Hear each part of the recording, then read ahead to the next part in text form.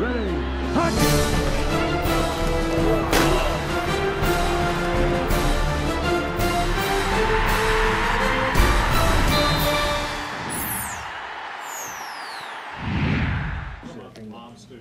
Thank you, Michael. Welcome, everyone. Bear with me, my voice here. I'm still getting over a sore throat. But anyway, going back through, recapping last week's win at West Virginia, again, really excited about the poise and of our team, the resiliency for us to come back away from home, to go down the field and execute the way we did to win the football game at the end when we had to. I thought, to start that whole last drive out, Brennan Clay makes a great play with our kickoff return unit that's really been excellent all year. He gets the ball in the absolute worst possible position you can get it in with the return that we had set up, and he finds a way to spring it all the way out to around the 45, 50-yard line. So that really sparked things. And then Landry Jones was, again, through the whole day, and in particular in that last drive, just great. With his precision execution, the line protected him. The receivers did a great job getting open. A couple of guys, Justin Brown with the catch, Kenny Stills with a few of them, and then we tried to run it with Blake. They stuffed that, so then we went back to Landry, and then the fourth down play, Landry, audibles out of what we had to Kenny. He felt Kenny had some extra space in there to beat the corner to the slant, and there was enough room to do that, and Kenny did, and he put it right on his face mask for the touchdown. So again, really a great job by Landry and Kenny in that particular play, and Coach Heupel and all the offensive coaches really executing throughout the day, but in particular in that last drive, and really throughout the game. A couple of disappointments were just the turnovers, again, away from home. Those will really hurt you. We're fortunate to be able to have overcome them. Defensively, obviously a poor day, but give West Virginia credit. They're an excellent offensive football team. Their running back and receiver, Tavon, had been a receiver up until that game. Tavon Austin was, played great. Just watching him, we think we had 20 missed tackles on the day. And when you break it down, he has 21 carries for 350 yards. The other guys have 20 carries for 60, and they ran the same place. So in the end, I understand we definitely need to make some adjustments, and that's part of it for us, what we're asking our guys to do, and some of our technique issues, that kind of thing. We've got to do a better job, but also give him credit, making people miss them, getting some extra yards out of plays by making people miss him. He did an excellent job. Again, I feel we could tackle better in some instances. And again, I think structurally and what we're asking our guys to do, we'll need to make some adjustments and will to hopefully, defend the run better. That'll be a key issue, obviously, this coming week. Very pleased with the special teams. Again, when you kick the ball 9 times to Tavon Austin, you're holding your breath every time, and he averaged 18 yards a return. So even going into the last return of the day with 30 seconds, 25, whatever it was, we were, debating. We said, hey, look, we've been covering great all year, all through this game. We got to kick it deep to them, and sure enough, our guys went down and covered great once again. And then we have the big return with Brennan Clay. The rest of it, I guess we missed the one field goal that hurt.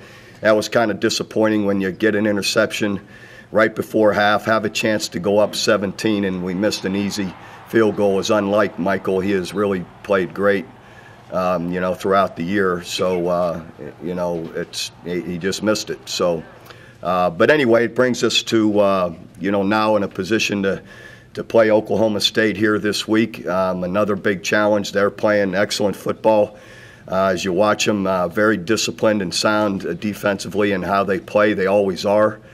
And then offensively, they've continued to be very productive, great running the football, and have thrown the football well. So we've got a lot of good players, and they do an excellent job in what they do. So it'll be another big challenge here. Fortunately, after a couple of years, we get to have them here at home, and so it'll be another good challenge. Bob, the last couple of weeks you used some 7 DBs. Does that invite teams to try to run on you? I don't. To a degree, it does. Last week probably with Tavon Austin in the backfield, we needed to make an adjustment there. Definitely, that isn't something they had done hardly at all until that game. So that changed things. But yes, in that situation, if he's going to be in the backfield, yes, we do. Did you not make any change? But if they don't have anybody in the backfield, you're fine with 7 DBs. Did you not make any change during the course? We made a few. At times we had certain blitzes. One of them that went out the gate, our defensive end, blitzed too far inside, got caught, and so we changed some things up, but obviously not well enough. Bob, Landry audible on that last play, but he says he doesn't really do that much. Does he have leeway to audible anytime he wants to, or anytime? To a degree, but usually, usually Coach Heupel audibles for him. When you check. Yeah. Did you know he had audibled until? I saw him. I saw him playing his day. Giving Kenny the signal, and so we saw it coming. But how do you define missed tackles? Like when Austin was juking people. Yeah, when you're in position. Do you count that as a missed tackle? Well, it depends on how much space. Yeah, when you're in position, to make the tackle and you don't make it. I mean, it's pretty obvious, what a missed tackle is. So. But also we're aware that in some instances we can do some things better technique-wise, and in the amount of space we're giving a guy to tackle. So some of it's a little bit of everybody. And what we need to make some improvement. Why did that certain formation work so well? They bunch 3 guys, split wide, and then run Austin off tackle the other way, and he seemed to get the ball in space. Again, it's part of how we were playing some things fundamentally with our techniques up front, and is part of it, as well as the positioning of some of our defenders. And I'm not going to sit here and tell you what we want to do to fix it. That wouldn't be very wise of me. So. Is 20 missed tackle? I mean, obviously that's. We haven't had that in a long time. So. But again, the interesting part where I don't want to take, I don't want to sit here and not give Tavon Austin. Obviously, he'll get his credit, and he should. When the other guys run it 20 times for 62 yards, he ran it 21 for whatever, and they didn't run different plays with those other guys. So this guy can make some things happen, and he hadn't been in the backfield. Overall, how would you rank this team in terms of its tackling? It seems to be a pretty. Well, listen, it has been. We had a bad game and played a guy that made us miss him. So it's not like our first game, or we haven't tackled pretty well through the year. We didn't play very well overall. I thought we could play better. And again, I'm not discounting the skill of what he made us do. So it's a little bit of both. Tony Jefferson had kind of publicly gone out and taken a lot of blame for the performance. Can you talk about how much extra pressure is on him and maybe even Javon and then the defense you run when you have those many defensive? Well, a little bit, like I keep saying, we're asking them a little bit too much sometimes to make some tackles in some areas that's pretty difficult. So that's where we've got to make some adjustments in how we're playing some of our guys up front in front of them too. So we got our hand in it as coaches to try and make some adjustments to give those guys a fair opportunity too. So he's been a little. Too hard on himself. It's a little bit of, there's some plays he probably could have made, but there's some too that's pretty tough with the guy we had out there. He doesn't seem to be, reason I assume that rings so true is because he doesn't seem to be a guy that has a problem missing tackles. Well, he hasn't missed many through the year, and he's been a good tackler, and so there was a few occasions that, that happened the other day. What's your injury situation? Darrell Williams will be out for a few weeks, so obviously for the next 2 games. Outside of that, everybody else, he has a sprained MCL, medial collateral ligament. So he'll be out for a few weeks. Not sure how many, but, hopeful he'd be back for whatever bowl game there may be. Bob, your offensive line continues to get injuries and things, and yet pass protecting pretty well, when you say it. They did. I thought the guys really hung in there really well the other night, and losing Darrell fairly early. The guys, they did a great job. I know there are a few plays. Derek Forniak went in. Actually, our first touchdown went in, and after a guy's, helmet went off, and protected well. And through the game, they did a really good job. I thought Landry had 3-4 occasions where he escaped the pocket, bought extra time, and made some excellent throws on the run that were really big, with him being able to slide out and make some things happen with his feet and buy a little bit of time. What do you think of the run game? You did get the big play out of it. Yeah, a little inconsistent, but overall, we had our times where it was pretty effective, So, and again, it opens up some play action throws. Would this be considered one of the better quarterbacking performances you've had since you've been here? And I say that because I'm hearing an unbelievable number of people criticize Landry Jones, and it seemed like he had 2 errors in throwing the football out of 81 plays. You got to be kidding me! No. Well, again, there's a lot of ignorant people, Dean. I mean, people don't know. People are, are pretty foolish in what their opinions are. So or how they understand football. But any guy away from home that goes 38 of 51 for 554 yards with the scoring drive to win at the end with 6 TDs and 1 interception, people don't know football. So what? There's a lot of ignorance out there in the world when it comes to different things. And they may be bright in whatever they do, but they're not very bright in football. Darryl was the guy that slid down to guard for you. You had issues, and you had those ankle issues. Ty Darlington have to play a bigger role now. He could. Ty can go in at center, and you move Gabe to guard. I guess on occasions they'll work through, what some of our plans would be. We're always, the coaches will be talking through what's our best ways to go if things like that happen. Hopefully we don't get any more. Well, what kind of challenge the Oklahoma State offense bring to you? Well, all kind. I mean, they got excellent skill.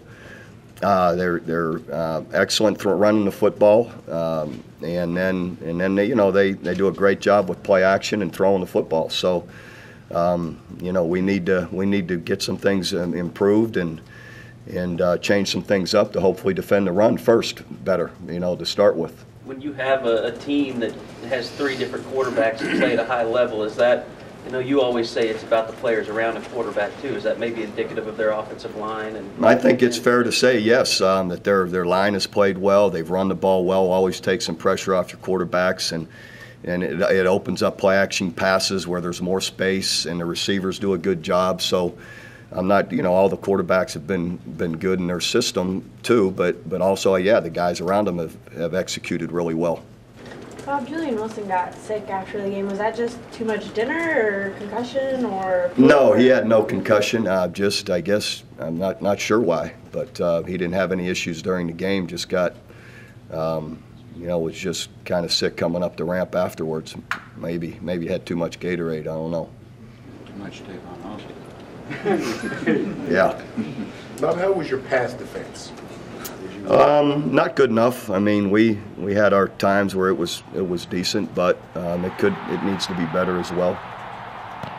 Talk about running the clock down late in the game.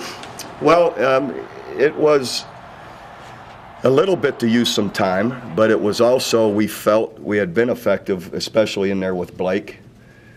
Getting some good plays. So we thought, well, let's get him in there and we'd be effective scoring and using some clock. So, and then, of course it didn't work. And actually before I called the first time out, I thought we were going to get it off sooner than we did. So, and then I eventually called it because we still weren't on the same page what we were doing. So I eventually used the timeout. Well, they get the ball at 21 seconds, 20-yard line, 25-yard line. And I think they threw 2 passes or 3, whatever they did. Were you glad they didn't just put 3 guys on the side and run Austin the other way? Well, yeah, we were looking for it, but again, if they do that and you tackle them, then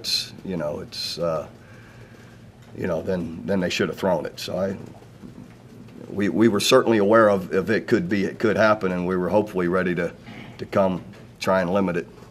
Bob, so much attention is given to a quarterback's ability to direct his team in the overtime or fourth quarter, last 2 minutes, and come back and win. That was Landry's first comeback victory. Well, I mean, I'm sorry, finish your... And if you go back and look at the quarterbacks that you've had, there's just not a lot of opportunities for Oklahoma quarterbacks to be able to have a comeback. Well, that's fair to say because we haven't been behind a whole bunch at the end of games, So that's part of the issue. It's not like he hasn't had a chance to do it a whole lot. To be honest, he just hasn't. But to come back again, he was awesome throughout the day, but definitely in that last drive. I mean, the throws he made, he's throwing strikes, and you know, I believe he's on the run. The one he throws to Justin Brown over the middle, he escapes. He's running to his right, throws it back inside. You know, those aren't easy throws to make. Can you even think of whether it was Jason or Hibble or guys? I don't know that Jason was ever behind. Maybe at the last game LSU, we were driving towards the end, and we did. You know, we had one drop by Mark Clayton, and we overshot Kewan Jones right down the middle, wide open. So Paul Thompson had a couple where he was playing from ahead, was able to keep the lead. yeah, I don't know. It's just kind of hard to think.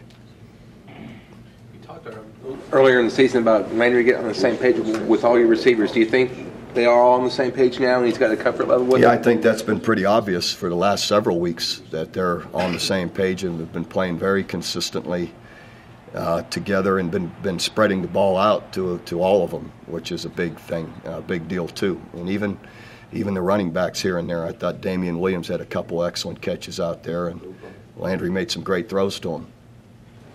At the end of last year, everybody, all we could talk about was, you know, the pass defense in your program at the time.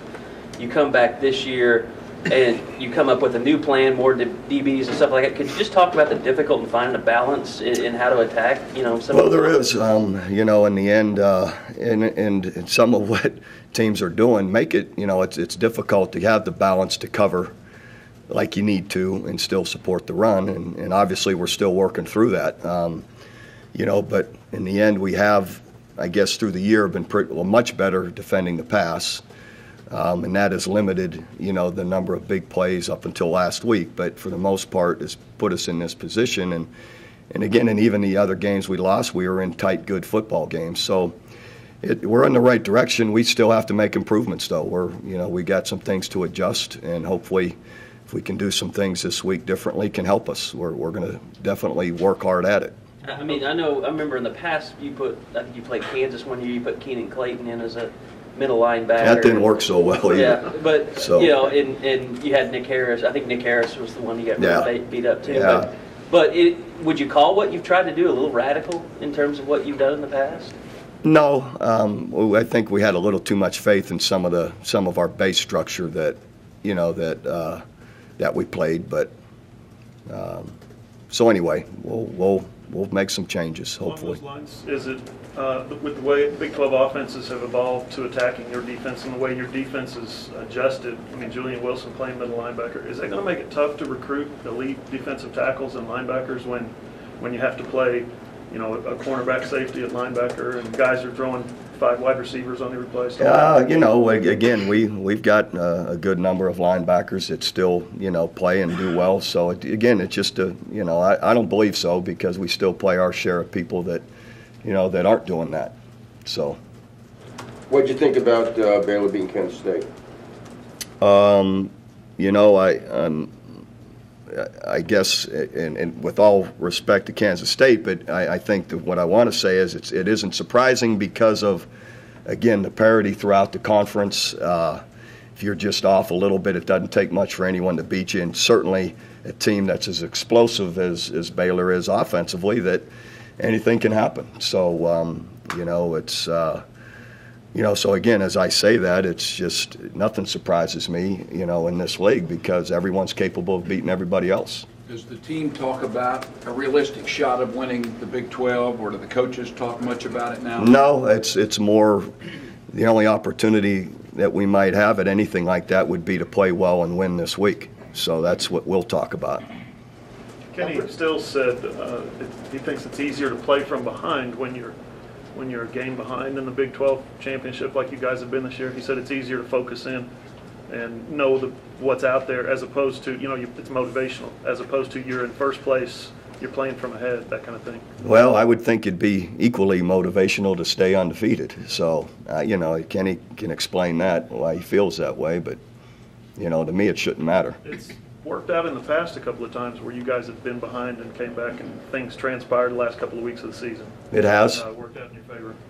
It has, but do you relay any of those messages to guys, or hey, don't quit? What really matters to my guys is practice today and the game Saturday. So how are we going to play well? Do what we do, work the process, see what happens, see where we're at Sunday. End of story. I've had coaches tell me that, mostly speaking about offense, you get into a game, your game plan not working at all. They've said it's very tough to just scrap the game plan and go to something else when you spend all week working on that. Is that similar for defense? Absolutely. You can't just all of a sudden radically change everything that you're doing. It's it's tough to do. Bob, Brennan Clay's had really the last 2 weeks, big time kick returns that set you up in good positions the last 2 or 3 weeks. He's kind of an unsung guy in this offense, but he does so many different things well, doesn't he? I mean, Yeah, Brennan is a very versatile back, can do everything. He can run the football, he's got great hands. He's always been a good pass protector, a return guy. He contributes in a lot of ways, always ready to go in, and you always can count on him. Bob, last home game for a lot of your seniors, or all your seniors, what stands out that's special about that group to you? Well, I think what I've been really pleased about is really from the winter and spring on, they have really been a solid group of with our attitude, our character, which I felt overall slipped last year, where they have really maintained a really consistent, positive work ethic, attitude, discipline off the field. What our expectations are, what we've been used to having around here, and they've done a good job of setting an example of how to do it, and and influencing other guys to do it right. So, we still got 2 big games left for them, but they've done a great job to this point. OSU got good pressure against Texas Tech. Seemed like their interior defensively has improved. How do you evaluate them? They do a really good job inside, outside, getting pressure and active with their defensive line in front. Bring their blitzes. They mix them into, from time to time. So you've got to be aware and hopefully be able to pick them up. But they did a really good job of it. Coach, could you talk about OSU's run game, Randall, and how they use him, and how they set up their offense from the run game? Yeah, it starts with the running. The guys up front, when they run the football, do an excellent job blocking and picking up the right people. And then and Randall does a great job just making, again, good cuts, has great vision, can make people miss them, does all of those things. He's an excellent back. Their run game has stagnated to some degree the last 4 or 5 weeks. Are they throwing more and relying on it less? I thought it looked pretty good last week, what I saw. I guess so. I would disagree. It was better against Tech. Well, it wasn't to where it had been. Well, I think from game to game, what's emphasized more and what opportunities you have, maybe moving the football other ways. They still have been moving the football. So I think from game to game, they may choose to emphasize it more than some other, a different game. So still has always been effective. How impressive is it that they've been able to move the football and they've been shuffling in and out quarterbacks because of different injuries? I mean, it's almost like they haven't missed a beat. They really haven't. They've done an excellent job with all those guys, and it's kind of what Kerry said earlier. It's just, the guys around them have all executed well, to help support that position, and then those guys themselves have played well. Holgerson was there 2 years ago. How much of his impact is what they're doing right now? Oh, there's a lot of similarities, in what they do. There are a lot of similarities in what we do as well to them. So it goes all the way back to Leach. So we're understand they had a lot of similarities. I know you've never had a senior day like the one Justin Brown will have. Can you just talk about the uniqueness of him this year, what he's brought, and what you appreciate about him? Yeah, Justin's been absolutely fantastic as a young man. Because I'm sure today it's still difficult for him, but he's really embraced it. He's had a great year. He's incredibly mature and sharp young man, and he's going to have a bright future after here. But I think early on it was tough. I mean, it's still tough, but I think, as you went through the season, you found yourself really being a total part of the offense. Landry's comfortable with them, and then, Landry will go to him as much as he will anybody, and then as it's gone, he's just made plays. He's been consistent. He's been tough. In a tough situation, because it's just hard with all the, the emotion and the friendships and all of that to have two teams you really care about now, but he has really made the most of it, I would say, and I would like to think it's been a positive for him, the way he's played for us, and, the great year that he's had. So he's really impacted us in an incredibly positive way. To us, he's always not wanted to be disrespectful to his former teammates or team when he's asked about his experience at Oklahoma or Penn State. Have you kind of gotten the sense of that too? Well, I told him that early on. Don't ever get in a comparison game, because it never comes out right. One way or the other, it's going to sound as if so why do it? In the end, he loves his teammates back there and the teams he was on. I think the unknown really bothered him there, what was going to happen. And he knew the situation here could be positive, and I think it has been. And so he just has stayed away from it, as he should. Just embrace what you're doing right now without comparing. Bob, say 15 years ago, going backwards, Bedlam was really big because there were so many more state players in the ball game from Oklahoma. Do your kids embrace this game and look at it as a big rival? Absolutely. How could you not? And in the end, there's guys definitely do. It's pretty simple too. When you guys won the national championship in 2000, it seemed like the perception of Oklahoma changed for the better. Do you think with them winning the Big 12 and then beating the team who had won the Big 12, 7 times, that the perception of them changed last year? I don't know. You'd have to ask them. I've always, had respect and great respect for what they were doing before last year. So I don't know. Well, as they've gotten better through the years, do you have from the inside where you are? Does it feel like the game has crept up in significance? Like, is it a second Texas game now? And it certainly wasn't that 10, 15 years ago. Well, again, all I know is I've got to play it, and it's been a rival game, and it didn't start last year. It's been for a good number of years. So,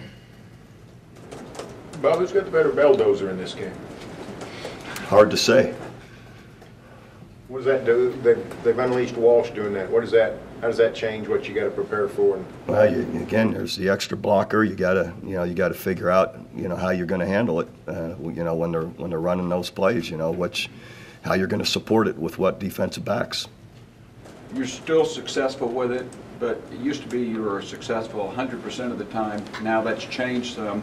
Or what are defenses doing against the Occasionally they're going to beat a block or get underneath you, or do something that crosses you up. I mean, it wouldn't be fair if we were always successful, Dean. It doesn't happen, So they made some plays, They beat some blocks and every now and then cross you up with what they're doing. Bob, you said that there at the end of the game, when you kicked off, you felt like you had to kick it deep. Why did you feel like you had to kick it deep? Well, I always do, because every time you try and pooch it or squib it, they end up sitting there at the ball at the 35-40. Why not just kick it out of bounds then? They're going to get it at the 35. I'd rather do that. So, in the end, I just felt, hey, we've been really good at doing this, covering them. We got to do it one more time. Did you consider kicking it out of bounds? No. So you were 100%. Well, I didn't even think about it. I mean, they asked me, what I want. I said, kick it deep. We've been covering them. We got to do it again. Has it seemed to you in the past that coaches or teams will often outsmart themselves with the squib?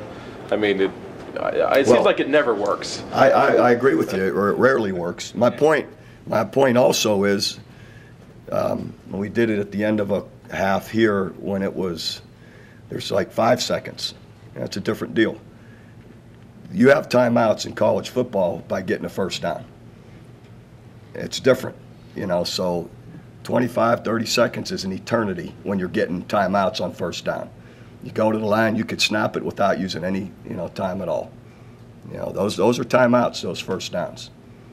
You've had guys in the past that are great returners like J.T. Thatcher on kickoffs and Antonio Perkins, but do you ever remember a season where a guy like Brennan Clay had as many clutch returns from a kickoff when you guys really needed him? I don't know, not really. He really has. He's been a huge spark in 3-4 games. So he's and the guys blocking for him. They've just we've done a. Coach Gundy's in charge of that unit. He's done they've all done a good job of, just being technique sound and picking up the right guys, and we've done a better job overall. The interaction between you and Mike on the sideline during the game, did it get volatile at all? And I don't know anything. I'm just asking. No different than any other game. Well, I would think about the fourth time he zipped around for 40 yards. I mean, Well, what does volatile do for you? In other words, we're talking through what adjustments can we make, those kind of things, and but that's no different than any game. But you two are pretty emotional guys on the sideline. It just seemed like a combustible combination there. Again, we'll often talk about what can we do. I mean, and how are we going to change it, or those kind of things. But that happens every game. So no different than any other game. All right, guys. Ladies.